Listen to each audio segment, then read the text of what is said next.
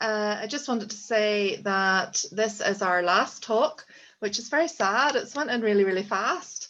So it has. So I wanted to thank Nick and everybody from Causeway Coast and Glens Museum Service for joining with us and delivering these talks, because they've been fantastic, and I know that everybody's really enjoyed them. So thanks very much, Nick, for that. And, thank you. It really has been a pleasure. It's been great. Thank you. That's good. That's good to hear. Hopefully you'll do it again then. But we'd also like to thank the funders as well that have made this possible. So our posts are funded through MEDF, and we're also receiving some funding through CFNI for this. So thank you to them. So you're very welcome tonight. This is our last talk, and this one is called Key Institutions, Banners and Parades. And we've got two guests with us tonight to speak to you, which is fantastic. So I'm just going to introduce them quickly, and then I'm going to hand over to Nick. So we've got Frankie Cunningham. Frankie, do you want to say hello quick? Hello. Is that quick enough? That's enough for now. Good day. Oh, buenos dias. Buenos dias. And we've also got Sharon Kearns. Hello. Now, Sharon, you have to do it in 20 languages. Well, forget about that. Turkish at the minute right now. You're both very welcome, and thank you very, very much for joining us tonight. We really appreciate it. So I'm going to hand over to Nick now. Right, thank you. So I am probably a very poorly placed person to introduce this talk. As you can probably tell from my accent, I'm not really from around here. I've lived in Northern Ireland now on and off since 2005, full-time since 2012. But originally I'm from Australia. I grew up in Australia. And when I came across the first time, I was hit with this bewildering array of culture and institutions and raids and all sorts of stuff that I just didn't understand and didn't comprehend. Growing up in Australia, really, we only have 2 parades a year. There's one that's been going on for just over 100 years, which is our Anzac Day Parade. And Anzac stands for the Australian and New Zealand Army Corps. And it's our version really of Remembrance Day. It's celebrated in April every year on the anniversary of the landing of the Anzac Army Corps on the Gallipoli Peninsula in Turkey in 1915. And strangely, it's a celebration of a massive defeat. So the Allies were very definitely defeated in Gallipoli with 46,000 Allied casualties. But it was seen that the campaign in Gallipoli forged an Australian spirit for the first time. It brought Australians together from all different parts of the country in a show of courage and endurance and good humor. And so from that point on, every year on the 25th of April, there's a parade. And it's a parade where any veteran of any war or peacekeeping mission that Australia has ever served in is invited to march. And if somebody's died, then their children and grandchildren are allowed to march wearing their medals to celebrate Australia. That was pretty much it for a long time. But in recent years, certainly, we've had a second parade that has become very popular, and that's the Mardi Gras. So the Mardi Gras is an LGBTQ plus celebration. Originally, the first one in 1978 was very much a fringe march in protest, looking to get gay rights. And it led to 53 people being arrested. Many of those people arrested were then reported being beaten up in police custody before being released without charge.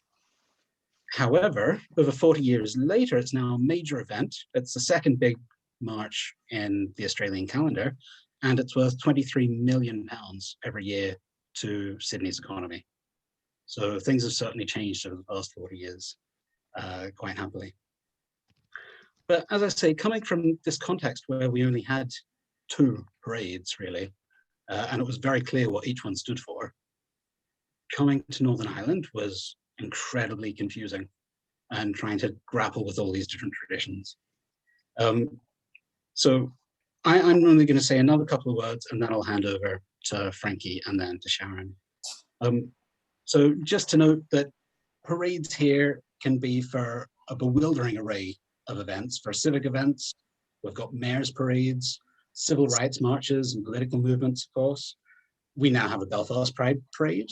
There are cultural and religious parades, the most obvious ones being the 12th of July, St. Patrick's Day. We now have Diwali being celebrated in Belfast as well. And the thing that links all of these parades together, of course, is its expressions of identity. That's what people are parading for, to show unity around a sense of identity. Now, in the last census, which was 10 years ago now, 41% or 41.56% of the population in Northern Ireland identified as being Protestant, and 40.76% of the population identified as being Roman Catholic. So almost parity there. And given the historically uneasy relationship between those two communities, it's probably no surprise that parades here have the potential to be quite contentious. And of course, we're coming up to the centenary of Northern Ireland this year as well. So there's the potential to have lots of contention between different communities and between different parades. At this point, though, I'm going to restate the fact that I'm really no expert in this. I'm not the person to be talking about it. So I'm going to introduce first Frankie Cunningham, if I can, who he's looking surprised. You didn't know this was coming, did you, Frankie? I thought you would have went ladies first. Would you like ladies first? Come on, Frankie. So Frankie is here to give his perspective of the Orange Order. So I suppose, Frankie, could you start by telling us a little bit about what the Orange Order is? Good afternoon or good evening, folks. As Nick says, Nick, within his breakdown, says that he's no expert. I'm no expert either. So, but I've been a member of the Orange Order since I was about 1920. Basically, I'm the current secretary of Borough, LOL 534. LOL stands for Loyal Orange Lodge. We sit in the current Orange Hall in the village here. It was built in 1903, but prior to that, according to, there's a book written by Jack Cammett called The History of Derrykeeton for 3 Centuries, which actually records the early meeting of a lodge within the Derry area, and it was 1823. So that was in a house owned by a gentleman called James McIntyre. Again, from that, again, according to his book, there used to be 2 lodges that used to sit in the village of Derry. The current one has the number 534.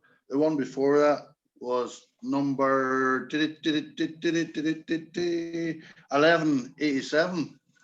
Again, going by this here, David Hume, who's a renowned theologian or academic to do with Orangism, he says that the register of warrants held by Schomberg House shows that the warrant in 1187 first appeared in March 1823 in Derby, County Antrim, and that by 1856 it had been reissued to a lodge in Ards, County Down. And it says the warrant still operates in Belfast number 2 district. Within that framework, there also was a provincial Masonic lodge sat in the village also. Again, there was a time, again, recordings from David Hume.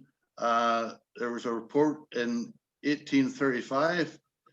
It says there was 200 to 300 gentlemen marched in procession, many with pistols firing shots, and about 11 p.m. some rioting in public houses. So some things hasn't changed over the years. Again, sorry, within my own district, there's 5 areas or 5 venues that traditionally Northampton would usually parade on the 12th of July. Those being Ballymoney Town, Bushmills, Clough Mills, Ballycastle, and where's the other one? 1, 2, 3, 4. And sorry, I can't. Last 4 days. Stories and more. Sorry, sorry, I thought I heard somebody speaking there. But again, at the minute, being the secretary of the lodge, I'm quite aware that within the Ballycastle district, there's only 222 members out of those 47 lodges that makes up the Northampton district. Again, prior to me rejoining Derwent Lodge, I used to sit and watch the 12th procession in Belfast, and Walter Love, who's one of the main commentators, he said a way back a few years ago, the membership used to be 90 plus thousand. Now today it sits around 34,000. Again, we are based in Northern Ireland, but the Orange Order as a fraternity or as a group we have memberships worldwide. We have memberships in Canada, Australia, New Zealand, and there's even a couple of lodges, I think, in West Africa. You've got one in Nigeria and one in Ghana. Now, the one in Ghana, as far as I'm led to believe, it allows membership from both traditions, both Catholics and Protestants, to join it.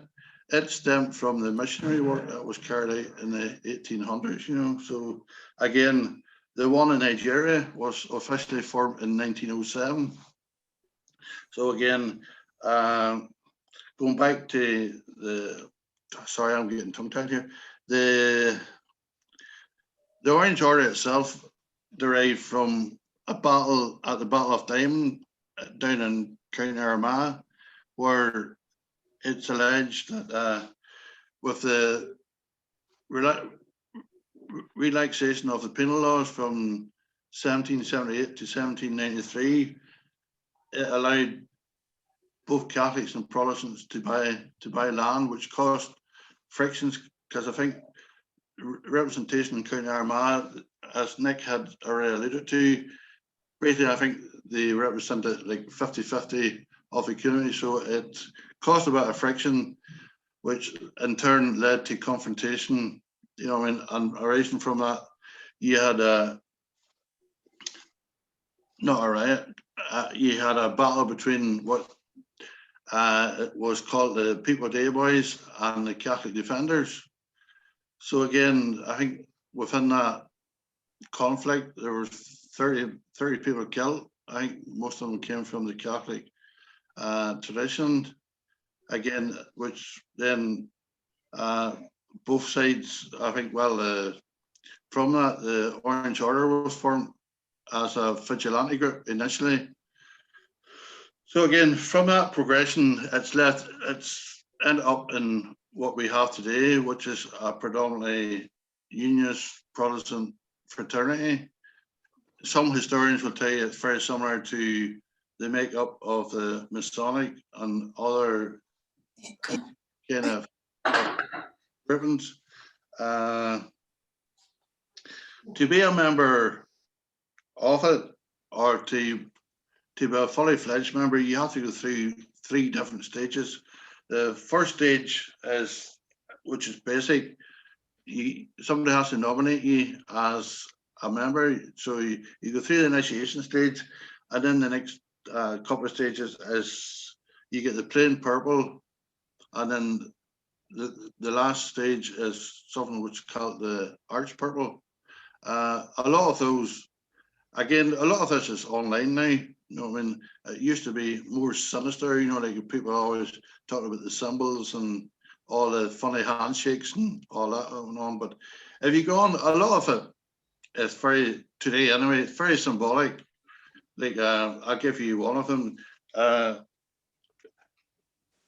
this here is the collarette.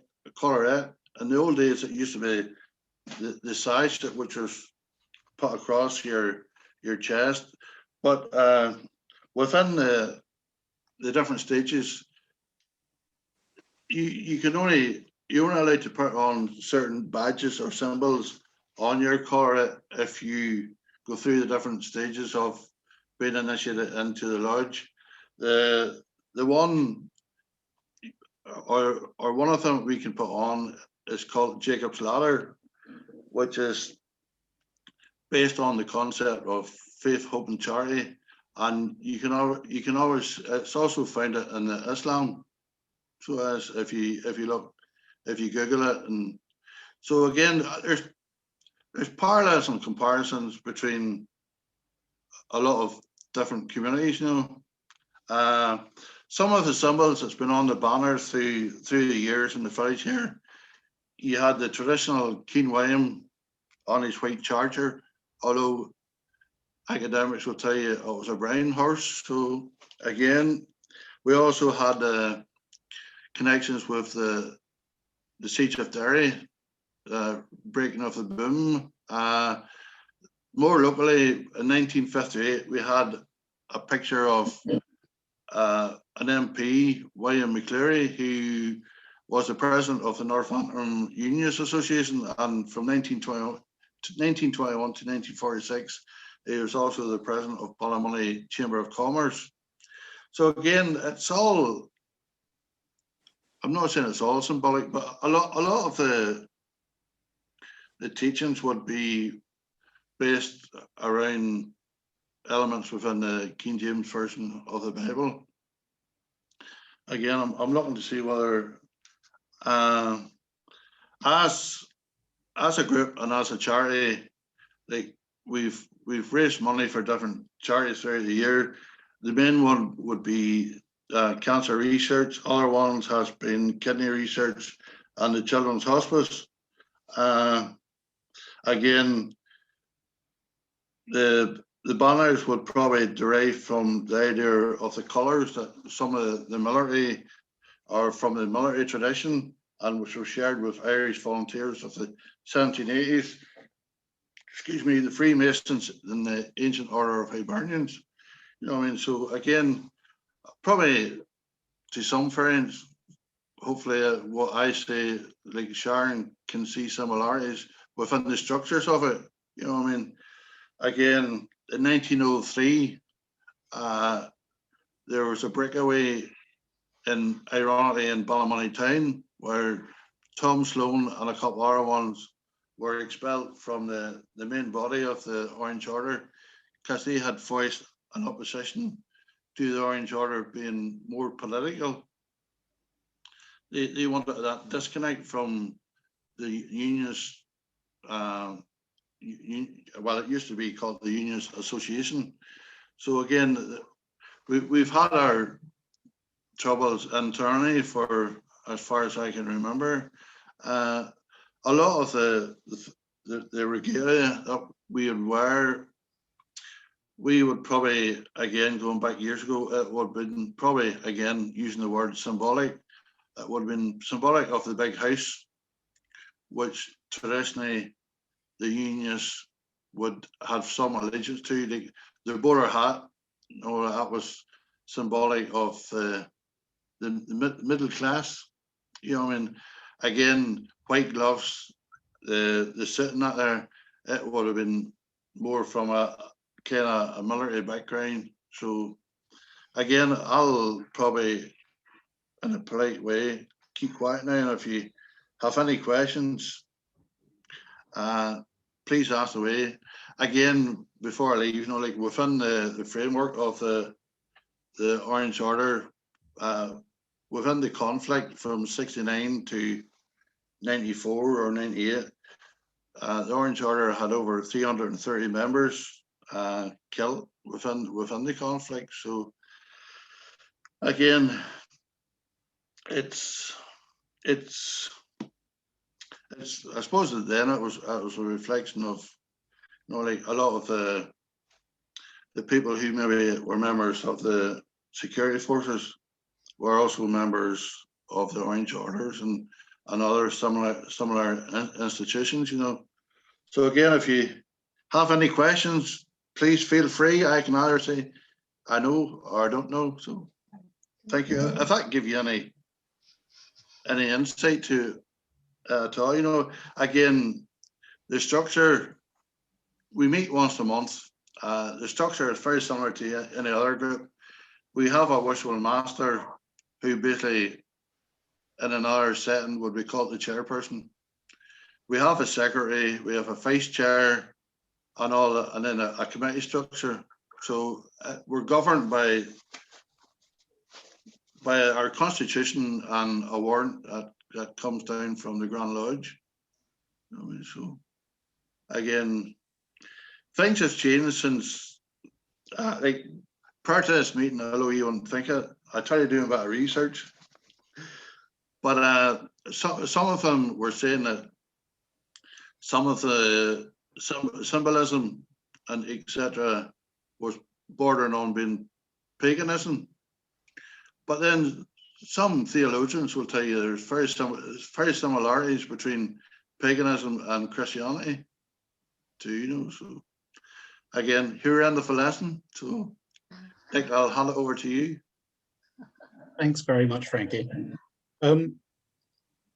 I will open the floor to any questions, I think, but I might just ask one to start with. You have talked about having a warrant for the lodge. Yes. And you've talked about lodges having numbers. What do those numbers actually mean, and who is the warrant from? Good question. Well, the warrant would derive nowadays from the Grand Lodge of Ireland, but in the old days, like from the 1700s or 1800s and upwards, some of them derived the warrant from like certain regiments within the British Army. And I think talking to David Cuban, he's alluded to the fact that the numbers derived from when you had put your warrant in, you know, for say example, I forget there's a number 1 lodge, which I think is based in Belfast somewhere. But you know, I think it was to do with that, Nick. I'm not 100%. In fairness. So the number then might just be the order in which you joined or you received your warrant. Yeah, I think so, Nick. I'll find out for you. I know it's not much help tonight, but it's one of those things. I never question. You know, like I was just a number. You know, like Derva 534. Stenogum was LOL 749. But again, it maybe was when they submitted their application to be part of the institution, you know. Very good. We have a couple of questions here in the chat. Yvonne says, my granddad had to leave the order when he married my granny, who was a Catholic. Would that still be the case today? I think so. Again, I know a lot of the laws are more relaxed now. You know, I mean, on a personal basis, you know, like I've been in attendance at funerals belonging to Catholic friends. You know, I think the approach that they take now is that, you know, I mean, you can, but you do it as an individual. You know, I mean, as I say, like nobody. Well, I can't say nobody, but I'm struggling. I'm not struggling to answer. I'm getting away from it, but the fact, like you can't hide the fact, but like in the past there has been people expelled from the Orange institution because they have attended a wedding or a funeral or whatever. But I think nowadays it's been more relaxed. You know, I mean, that doesn't make it okay, you know, but I think it was in those days when a lot of the old laws and were set down, you know, like that was more reflective of what was they interpreted that was and some of the teachings, you know. But I know that doesn't really answer it, because I'm struggling, like, on a personal basis, you know, like I don't like the law. You know, if it's enforced, I still wouldn't like it, you know, because you know, like, you as an individual should be allowed to visit or go to anything that you deem it you want to go to, you know what I mean? But again, I would say to some variants, I think the law is still there. I don't think it's enforced nowadays as rigorous as it used to be. But again, that doesn't make it right. It's probably one of these laws that probably has to be looked at and revisited. You know what I mean? It's like a lot of laws that was probably made in the 1800s, you know. It's probably more reflective of that period. You know what I mean? Like, as Sharon would probably say, you know, like, we've all progressed from certain days, you know, but that's all I can say about it. You know, like, it's I'll try and find out whether it's still on the statute books. I know there was an issue raised.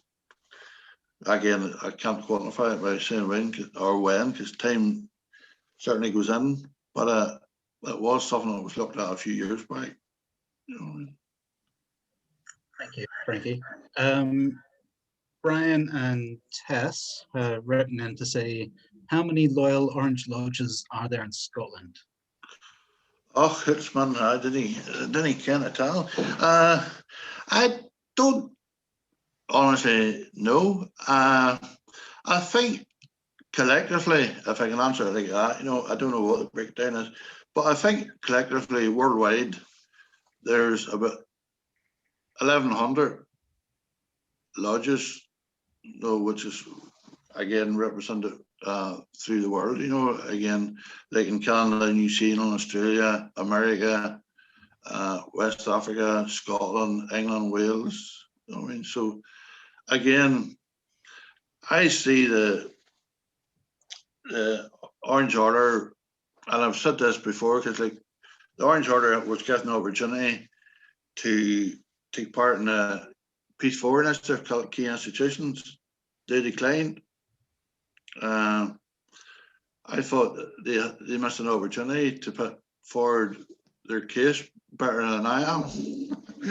But again, how about Scotland? I don't know. I think there's probably a quite significant membership in Scotland, because there's that connection again. Again, it's all symbolic. You've got that connection between the two parts of the United Kingdom. You know, like you've got that. What's it? Oh, what's the term for it? But you've got that causeway between the Northern Ireland, or the north of Ireland, and parts of Scotland. You know, you've had that traditional link. You know, again, like I think Mary Louise, not for talking about the other day, but you know, but how the names came about. You know, like Scotia and that. You know, so again, there's always been that connection about both traditions to and from both areas. You know, like, and again, there's like, I know there's we used to go over to the 12th demonstration in Scotland. They usually hold it a week before ours, you know. So again, there's a traditional 12th celebration or commemoration down in Rosnala, and just across the border. You know, it passes off peacefully. I think both sections of the community comes out and watch it, you know. So again, before my time, the 12th was held in the village of Derby here. Again, both traditions used to sit and watch it, you know. So again, I would love to get to that way again, you know, where there was no animosity and no hatred or whatever, where both sections of the community could go out and not celebrate, but you know, go out and take part of their culture. You know what I mean? And Mary Louise has put in here there are 50,000 members in Scotland, but she hasn't yet found out how many lodges there are. She's on Dr. Google. So there's another question then from Mary Louise. What's the connection between the Orange Order and the Black Preceptory? There's no really formal link. It's again, if I can use the terminology, it's just a natural progression. The Black Preceptory would be out of the three institutions which is linked to the unionist community. You've got the Apprentice Boys of Derry, which is a standalone entity. Like, you don't have to be a member of the Orange Order or the Black Preceptory to be a member of the Apprentice Boys of Derry, but you do have to be an Orange man to become a member of the Black Preceptory. You know, but I honestly don't think there's like any formal link between. Usually, it's, as I was saying, like it's a natural progression from the Orange to the Black. The Black has so many. There's 12. What's the word I'm looking for? Sorry, I always hope you're not recording this, but Lisa. But no, you have 12 virtues or whatever to go through, you know, to become a member of the Royal Black. You know, again, some of the symbols that we put on our collarettes, again, it's part of the articles that's taken out of the Bible, you know, like, and but again, I don't know whether that answers a question. It's one of those things I never really took much heed to, if I've been totally honest. Again, I just that was, for me anyway, it was a natural progression for being a member of the Orange institution to become a member of the Black Preceptory. I know there's links, and the Black Preceptory takes in one of the biggest parades of the year down at the Battle of Scarva. You know what I mean? So again, that's linked, that is specific to the Black Preceptory. You know what I mean? So again, that's all I would really know about it, Nick, which is not a lot. Right. Well, there's one more question. Thanks, Frank. Oh, no. And then we'll hand over to Sharon. Frankie, thanks for the talk, says Bonnie. Very informative. Do you think the Loyal Orange Lodge has moved on with time nowadays, or is there anything that you'd like to see changed? Well, I've already alluded to, you know, like the core principles. Well, it's based on the King James's version of the Bible. You know what I mean? But on a personal basis, what I love to see is the Orange Order as a body taking more part in community development within their communities, more engagement within their communities. Like, I would also like to see them drop any member, any individual who wants to attend a wedding, a funeral, or anything to do with the Roman Catholic Church. I would like to see that completely done away with, because you know, like on an individual basis, you know, for me anyway, I've had this debate about other things to do with loyalism. You know, like what you believe in your heart, I mean, shouldn't change because you're sitting listening to, or you're attending you know, another faith or whatever, you know. If you believe in what you believe, you know, like it shouldn't, listen to somebody else shouldn't alter what you believe yourself. You know what I mean? And as a body, i.e. the Orange Order, you know, like, it shouldn't change. You know, like if our fundamental principles are there, you know, like it shouldn't change you as a group or an individual just because you attend a service or whatever else, anything belonging to another ethnic group, a religious group, or whatever, you know. So again, if you had somebody here who's more academic and theologian, I've already talked about Jacob's ladder, you know, about how it's connected with somehow around Islam.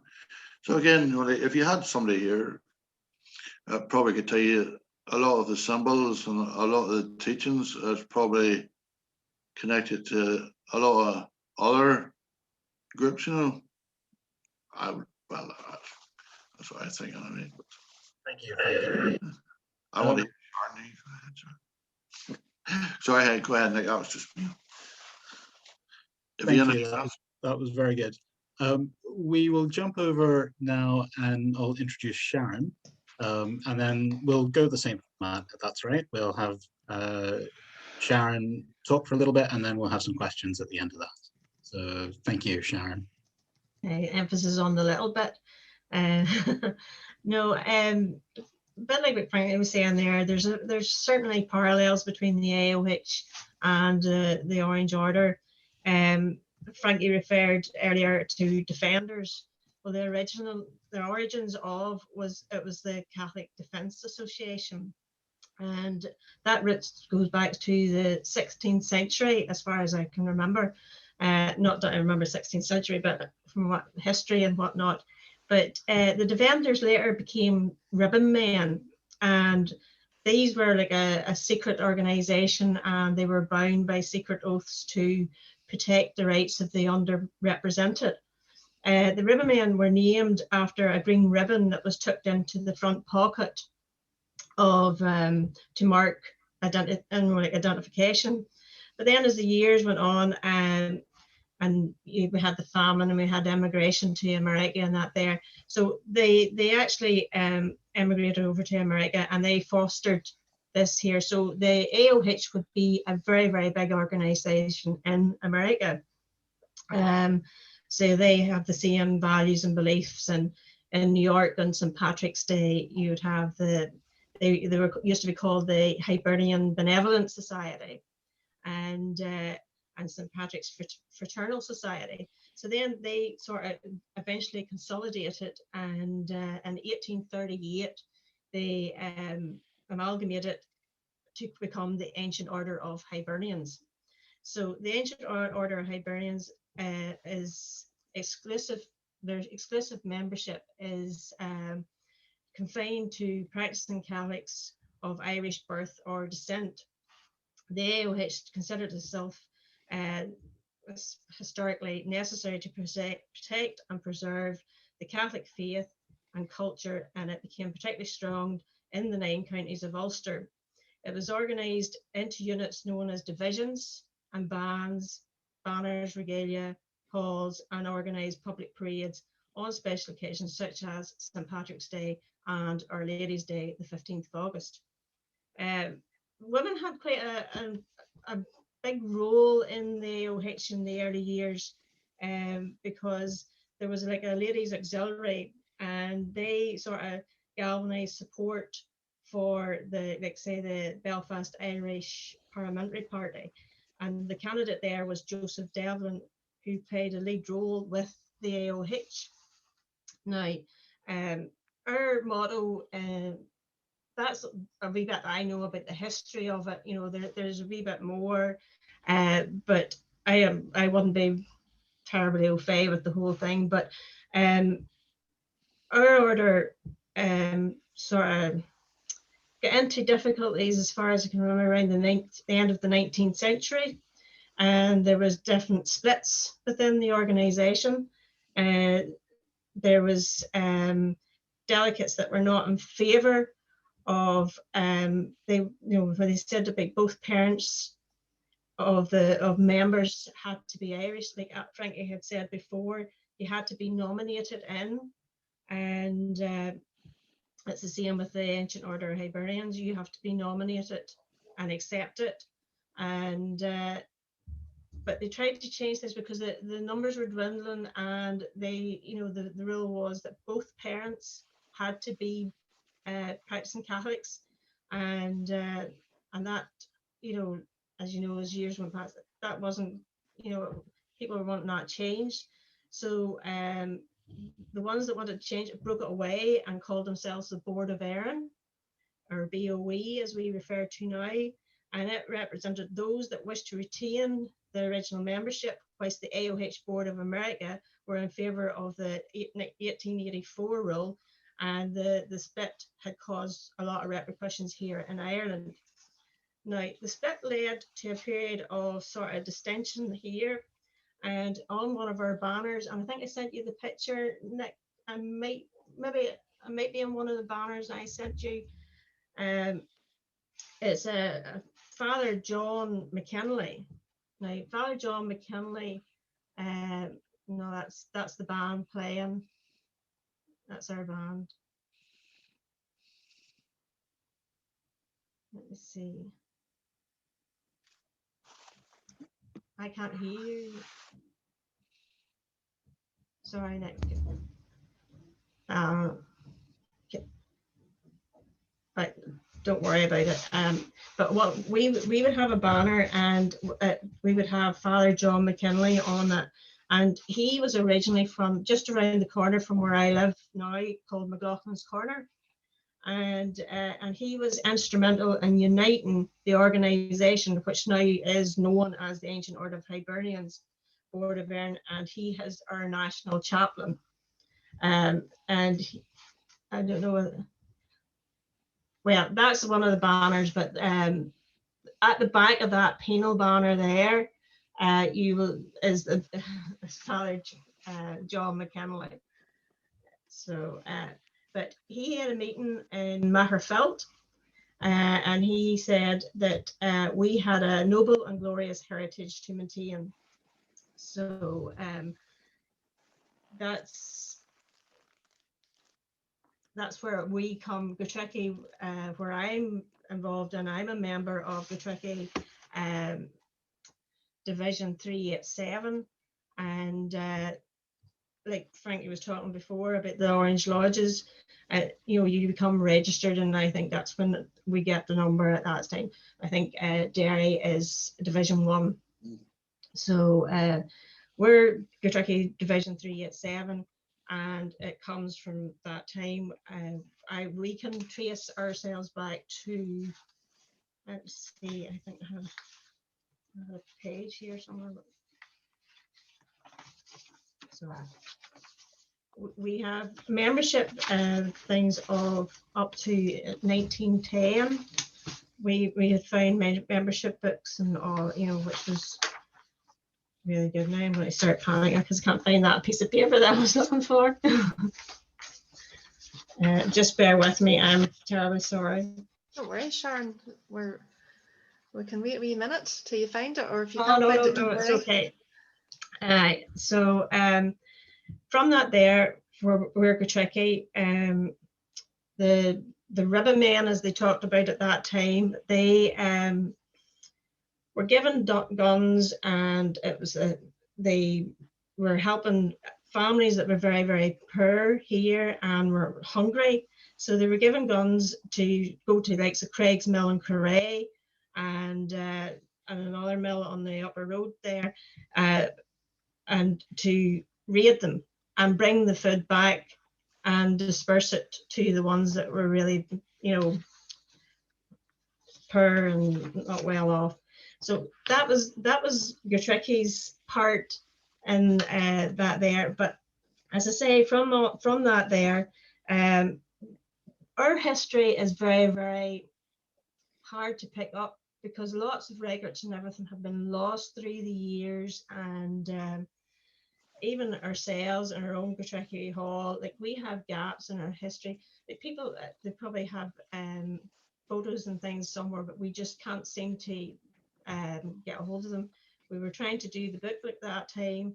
We were finding it very, very hard to come up with all the, you know, the sort of the information that we were needing for it. But as I say, Kentucky's still going. The band, like our main is out the two times on the 17th of March and the 15th of August. But we also more than just a marching band. Like we have organised like masses and concerts and like charity events too. And the most recent was there back in well, I suppose it was 2019 now, where we raised £2,000 for the Northern Ireland Hospice.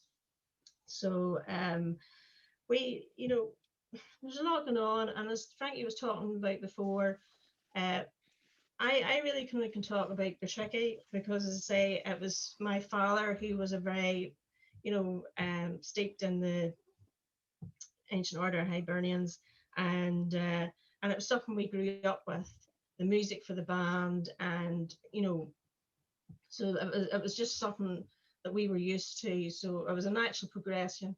Like I was 6 years of age, and I remember having a pole, you know, and that's where you started. You started off with a pole, and then you progressed onto the accordion, and then, you know, if you're really good, you maybe were given a drum. But them are the sort of things that I can sort of refer back to. As for a lot of the history, as I say, it's quite sporadic and it's quite hard to pull together. But we did have a part of Kentucky, we done a lot of fundraising, and we got to New York, and that was back in 1986, and we were very, very well received there. We played in the steps of the City Hall, and were given a proclamation of the, you know, freedom of the hall, you know, City Hall and all. So them are my memories, and the for the division, the AOH itself, as Frankie says, like there's different organizations. So you start off with your own division, and then you have a county board, and from the county board, then you have the Ulster divisional board, and then you have the Board of Erin. So like it's tiered as well, as like Frankie had. And like if you're involved in the division, I'm the secretary of Kentucky AOH, but you have to be in a post for 3 years before you progress to maybe a county board position, or, you know, further on. So that's really all I can say about the AOH as far as I'm concerned. I know it's very limited, but I'm sorry. As I say, we talk about peace and reconciliation, like, and Frankie was talking about it earlier, but I do remember going back when my father was the bandmaster of the band in Causeway, and he would have, if it was time, money wasn't really plentiful or that, and if we had quite a few members and we hadn't enough accordions, we'd have went to the likes of Killycoogan, who was the loyalist band just up the road from us, and they would have lent us the accordions to go out on St. Patrick's Day or go out on the 15th of August. And likewise, if they were the same, if they had more memberships, you know, we would have lent them accordions, and that's the way it worked, you know. And as I say, all that community development stuff that went on years ago, but it was never spoke about, you know. Just small stories like that there.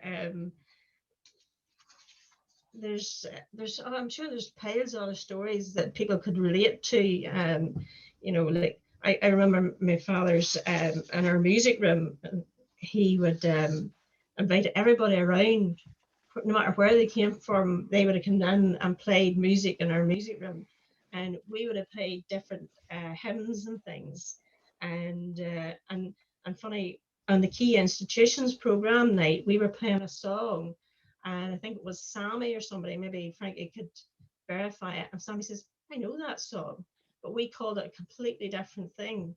And Sammy says, but no, that's the same as we play that, but we call it, you know, such and such. So like we're very, very close together, and you know, in both sets of organizations really. But I can't really say anything else other than the AOH, the membership has really gone downhill.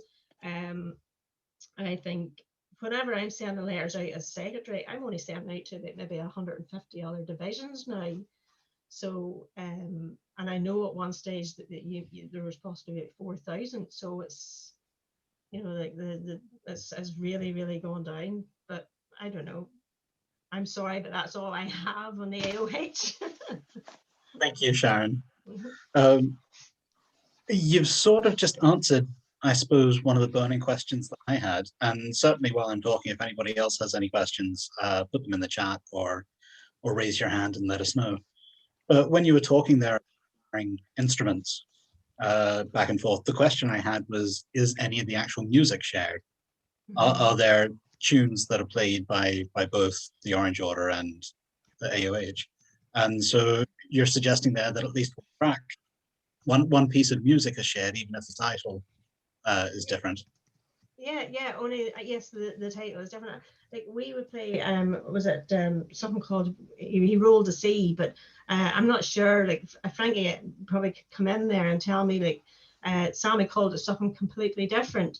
Yeah, I can't remember. I didn't mind being in at your hall there, and Sammy had said it, you know, but if I maybe Google it or something, I'll look at it. I can't remember, but there was quite a few different things that, like we would play a lot of hymns, like, Nearer My God to Thee, and that there, and you will hear that, you know, in any of the, you know, the Protestant bands walking down the street. Oh, you know.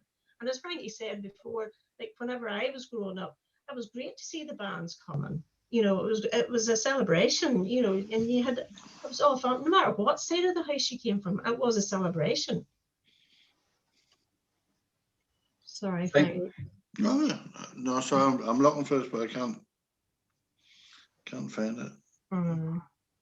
Thank you, Sharon. There's a question here from Brian and Tess. Why do you think membership of the AOH has declined so much? I'm not entirely sure, and to be honest, I had been in the band from, I say, like 6 years of age, and whenever I got to about 18, 19, I left, went to England, worked.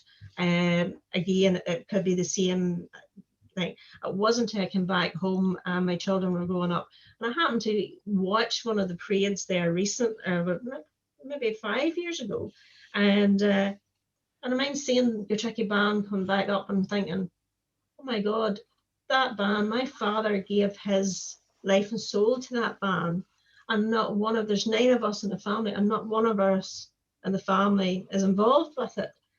And I happened to probably a few glasses of red wine after a while, but that evening, and I started sauntering to somebody in the pub.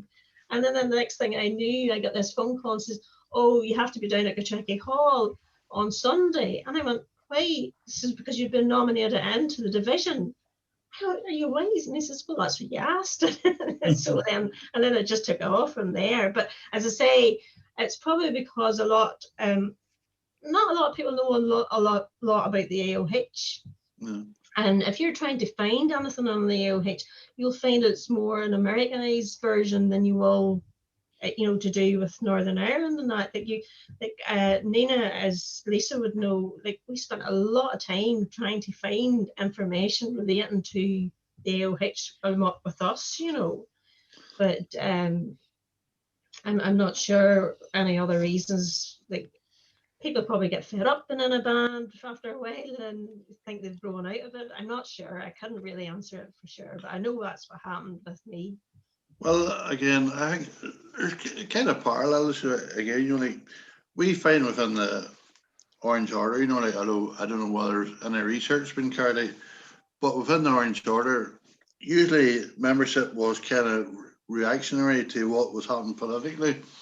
Like you've got the infamous Drum Cree, you know what I mean, where membership rose because of the union's perception of what was happening politically. Again, to probably some variants, it's a generational thing. Like I left the Orange Order for quite a few years, and when I stepped back into the Orange Hall for after so many years. It was like stepping back in time. Things hadn't changed. You know, I mean, you'd still the same issues. They hadn't done anything to try and improve the hall. You know, I mean, like, you think tonight's freezing? We actually, there's some nights we actually had to pick the curtains up. They were stuck to the windows. That was that frozen inside. But again, and also because of probably lack of community involvement. I mean, like, kids nowadays are young people growing up. You know, I mean, it's not relevant to them. You know, I mean, although it is part, both sides of the community, it's part of their heritage, part of their culture. You know, like, but again, I find within my community, I'm talking about not the wider Protestant community. I'm talking about the village of Durwood. It's kind of apathy. Like, I've recently, over the last 2 or 3 years, I've probably got them somewhere in the region of around 50,000. So they've done the hall up. They've now got a community garden, you know what I mean, and they've got other pieces of equipment now where the hall can be utilised to its potential. You know, like they've got a youth network in it now. They've got a gentleman's club. Hopefully, once the coronavirus leaves us, you know, all these things will take place. But, you know, and it's got a community garden out the back, which, like Maria Louise is saying, is probably second to none. You know, so again, they don't promote themselves. You know what I mean? So therefore, it's like anything. If you don't advertise what you're doing, you know, like, people don't know. You know, like, and again, there's an element of the next generations coming up don't see any relevance to it. You know what I mean? But as I say, it should be safeguarded, you know, because it's part of the culture, you know what I mean, and heritage. But as I say, how you address it, I don't know. I know talking to David Cuban there, the Grand Lodge of Ireland is trying their best to become more involved in community outreach work. I know David does talks about the history of the Orange Order, and there's other ones do outreach work too, you know, like in Billy Moore, representing the apprentice boys. Like, he came down and done talks to the history of the apprentice boys. I mean, so again, but going back to Sharon's concerns, you know, like, we find it too, you know, like, out of 47 lodges that walks in the traditional Northampton area. Oh, and by the way, ironically, the area I didn't mention was called the Sharkin. I was going to say it, but I'm going to say it. But you know, so again, out of 43 bands and lodges that walks in the 12th day, like, we returned 222 members to the district last year. So again, you know, for a population within the Northampton area, you know, which is predominantly unionist, you know, it's a reflection on where the Orange Order as a group is going. It's going nowhere, you know what I mean? So again, it's how we address that. On the other hand, the band fraternity, we see sort of increased a wee bit there, but it's kind of leveled out now, you know, because for young kids in an area with very little else to do, you know, like, the band is a beacon for you, you know, a attraction, and plus that old camaraderie and friendship, and being a member of something that your friends are a member of too, you know, it's sort of, I suppose it acts as a beacon to try and attract them, you know. Thank you, Frankie. There's a message here from Yvonne saying, thanks to both Sharon and Frankie for your stories. And it's so important to hear about personal connections and the similarities between the two. Yvonne, I saw you had your hand up earlier. Did you have another question that you wanted to ask, or? No, the conversation moved on, Nick, but it was when you were talking about the music. I was working with youth groups from Tullycarnet in East Belfast and Polglass in West Belfast, and they were, you know, talking about Orange Order and about the 12th of July and about St. Patrick's Day and music. And they said, oh, you know, their music's totally different, totally different. So I said, okay, I've got a CD here of music from the John F. Kennedy Memorial Band, which I had bought in the Sinn Féin shop on the Falls Road. And I had the Pride of the Ardoyne, which was a loyalist band, and a CD that I bought on the Shankill Road, the Heritage Centre. I said, I'm going to play you a track from each of these, and I wonder if you can tell me the difference. Oh, no problem, no problem. So the track I played was the Pride of the County Down, and they couldn't tell the difference. That it was the same music, and it was you know, the two bands, and oh yes, that's, oh no, oh maybe. So it's just so important to show how, as you say, you know, the bands kind of they have an interest in folk music and in their own music, and it's we have that common heritage, and it's so important to find those personal connections. So it was just that, I just wanted to share that story. Thank you. That's lovely to hear. Another comment here from Margaret. Thank you, Sharon, for a very interesting talk, very enjoyable. Lisa asked about the membership of both organizations, which I think we've addressed. Same question that was asked earlier. I didn't see it, sorry. But thank you for that's all answering. right. Mary Louise says, thank you, Sharon. Can you explain more about the banner and the mass rock with Father McKinley? I think because Father McKinley was born locally to us, that's why he's on our banner. Again, he was a national chaplain to the AOH Board of Erin. I think I could go where 1905. He brought together, it was 130 something divisions at McLaughlin's Corner, and they sort of created, these divisions were from, I think, Antrim, Derry and Tyrone, but they paraded to Clare, and the members assembled there, and they were addressed by John Dillon, who was a member of Parliament at the time. Now, apparently there was like 400 police was there on hoof as such, sort of to police it, but there was no arrests, and the protest, the thing went off peacefully. But as far as the mass rock is concerned, and we would still do it even today, we would gather up and parade to. We're fortunate enough in Shark, we've got 2 mass rocks that we can go to, and there, not last year, but before the pandemic, we were able to take everybody up to one of the mass rocks, and we had a mass there. The priest come up, he had a mass and all there. We played music and all, and it was lovely. But the original, going back to the defenders, as we talked about, I think they were there to protect the priest, because during the penal times that you weren't allowed to be celebrating, you know, Christians weren't allowed to show their faith and whatever. So that's the main reason why they had the defenders, which then progressed to Ribbon and further on down the line.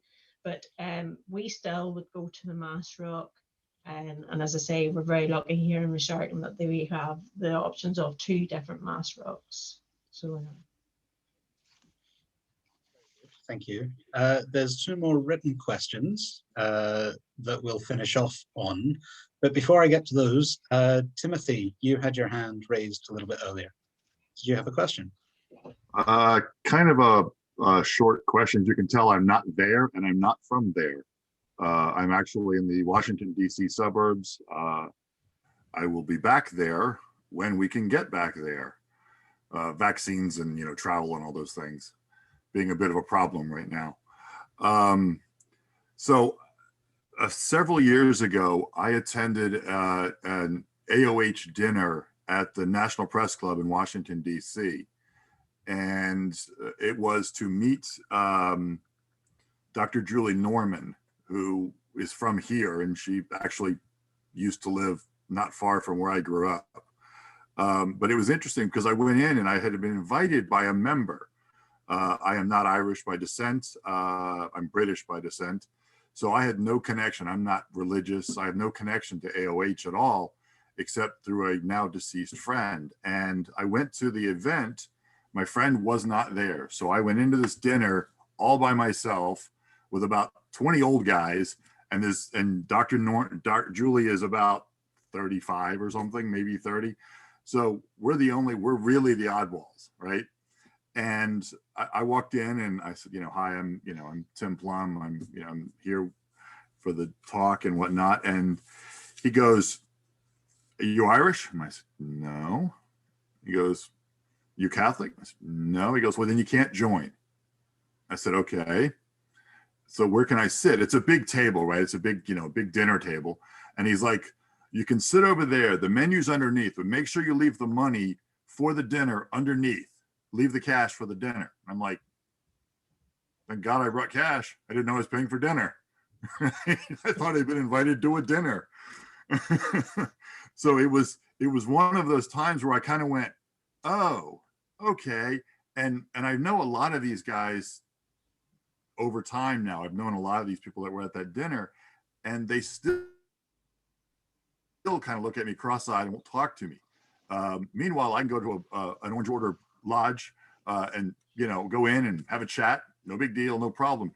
It's a very interesting how, at least the American, mind you, all the people in that room were American by birth, and obviously Irish by heritage, obviously.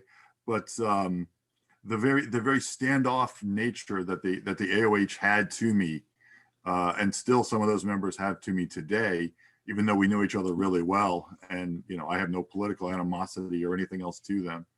So I just thought I'd pass that along. It's kind of an interesting difference between the two. That's very interesting. Thank you, Tim, for sharing that.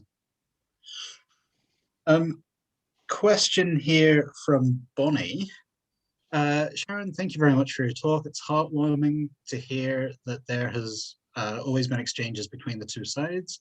I wonder if there's anything that can be done to strengthen the connection and work together for our peace process. Forgive me if this sounds coming from someone who wasn't born and bred here. I think there's a lot of work has already been done in that direction, and especially like Lisa and Mary Louise and all from BCRC, like that key institutions program that we were involved in. I felt it was fantastic, and there should have been, more of them. Maybe you want to say more about it, Lisa? Can do briefly. Key Institutions was a Peace 4 program that we led out alongside partners, including CRUN, Mary Louise, keep me right, IISC, and RCN. Is that all of them? That's right.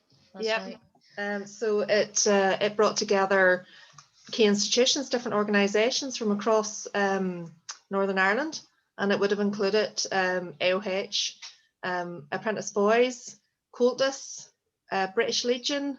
Yeah. Keep me right, Mary Louise. Who else was on it? GAA. That's right. And the Apprentice Boys of Derry. Did you say that? I think so. So there was quite a few organisations that came together to learn about each other, to learn about the different cultures, traditions. We had a great element called Getting to Know Your Institutions, where we actually visited each other's halls and institutions, and we were welcomed, and it was hosted by the member organisations, where people could ask questions, they could be curious, they could get to know each other. We had a bit of song, a bit of crack, some food, and it was wonderful. And we actually had the institutions then coming together to co-host. So Sharon would have had British Legion out to Gortrucky Hall. Yeah. And Frankie then would have invited Cultus out to Dervick, to the is it the Dare Hall in Dervick, Frankie? On the Dare Hall, yeah. So yeah, it was great, and we all went to Croatia together. We had a week, a fantastic week in Croatia and Bosnia together. There's 38 of us went from the different institutions to learn a wee bit about the conflict there and how what learning we can take away from that really situation in Northern Ireland. So yeah, we're keen to keep the work going, definitely, and the institutions have been great. As you can see, Frankie and Sharon are here tonight helping us out, so much appreciated. We'll keep going as much as we can. Well, basically what we've been doing since the Peace 4 project is we do work with each of these groups in a single identity manner, you know, and I suppose it takes actually a big budget to kind of pull people together, you know, so we're always just fighting the battle to try and bring resources, you know, into doing that. So the will is there, and we've just secured a small amount of funding from the council to deliver a small programme, and we're actually going to do a drama at the end of February, which we can definitely let you all know about. But we're doing, it's around the decade of centenaries, so the 100 years of Northern Ireland. We're going to do Wake the Beast, a drama commemorating or marking that centenary. And it's going to be quite a dark satire set in Northern Ireland. A lady called Mary in Achadui strikes oil. So, and then there's this whole debate about Northern Ireland becoming the next world superpower. So we have characters like Marlene and Rochelle, you know, to represent Arlene and Michelle. But kindly enough, we have Rashark and Gortrichy AOH will be a venue, the venue for that. So we'll be filming in Gortrichy AOH Hall, and then we're going to move to Dervick. We're going to be live on the 25th of February, and we'll be showing from Dervick Orange Hall, which was why I was getting a wee tour with Frankie last Friday, just to see how it would, what the stage would be like for the actors. And then we're going to bring in Dervick Young Defenders, which is the local band there. We're going to get some of those members to play a tune. And just what you're saying about the combination is we're hoping that one of the hymns from Gortrichy will link and merge with one of the hymns from Dervick. So that's all part of our plan for the end of February, but we'll send you all the link. I'll send it through Lisa, and we'll let you know about that, but you're very, very welcome to join that and be part of the audience. And then there's discussion afterwards, so appreciate that. Thanks. Thank you.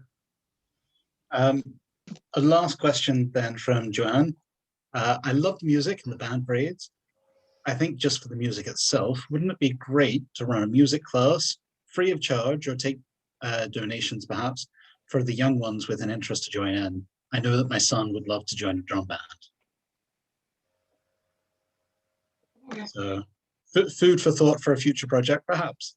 Absolutely. Joanne, where are you living? Are you in the Coleraine area or? Yeah, we live in Ballymoney. Oh, very good. Okay. Right. Well, okay, because I know there's fantastic drumming with some of the local bands, you know, so we can try and see if you can match your son up with something. I know most of the bands are not playing at the moment, you know, but perhaps once COVID restrictions lift, yeah, we can certainly see if any of the bands want to. I just wonder, how do they recruit the young, like band parade, the team members, and they need to be trained somewhere, don't know where to learn. Don't know. Is there any bands in Ballymoney, Frankie or Sharon, that you're aware of? Maybe. There's quite a few, but as I say, the Pacific to Ballymoney town, you don't have any really linked to the town itself. You've got ones that's associated with satellite villages, and you know, you Drumahagels, you've got Danaki Ban, you've got Tullahans, you know, and they're all around the periphery of the town, but they're actually made up from people, you know, probably from Ballymoney also, you know. So again, you've got the Eden, you've got the Dunoi accordion, you've got the Fine, you've got all those different bands. You've got the flute, you've got accordion, you've got pipe. You've got Star of the Row, which is a great pipe band, you know. You know what I mean? You know what I mean? So again, I don't know whether collectively any of the bands are meeting at the minute because of the restrictions, but and I don't know how it's going to impact on membership. You know what I mean? Because at the end of the day, like, to keep a band going now, it's a lot of money. From my young days, you put a pair of black trousers and a shirt and bought a flute. You know what I mean? That cost you probably in total £50 or £60. Now bands are talking about tens of thousands. I mean, the two girls are from Moss Side who put in an application one time a few years ago with the help of Angela to buy a couple of accordions. Sure, there was over £1,500 each. Mm-hmm. You know what I mean? So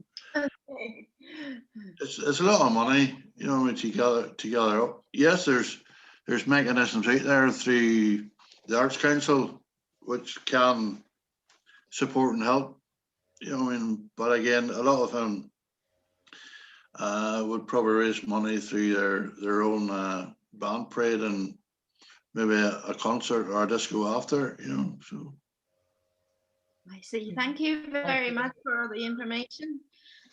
Thanks, Swan. Thank you. All right, folks. We have some information leaflets that we actually did during key institutions. So if you'd be interested, we can send you out some information on the key institutions in Northern Ireland. We can send you a wee pack.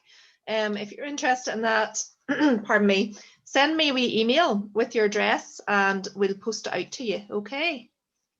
And thanks very much for coming tonight. Thanks very much, Frankie and Sharon. no problem. No problem. Million. And Nick, thank you. Nick, I'll leave the last word to you. Thank you very much. Certainly on behalf of museums, it's been a delight working on the Winter Talks, and thank you everyone for coming along. Thank you, Lisa, for coordinating, and again, thanks Frankie and Sharon for coming along tonight. This is the end of the current run of talks, but I know that we have planned site tours that we'd like to do in the summer. Obviously, that's subject to whatever happens with COVID. But certainly, I know Lisa will keep in touch with everyone and let you all know how those are going. Thank you, Nick. We'll let you know. Okay. Very much, folks. And thanks, Lisa. Thanks a million, everybody. Listen, I'm going to send out a wee evaluation as well, so please do fill that in and send it back to me. Okay. Yes, darling. Thanks a million. Thanks a lot. Now take care, folks. All the Night, best. Take care. Night, Bye. Hey, Sharon. Nice seeing you again. And you, Frankie. Take care. Bye. Bye.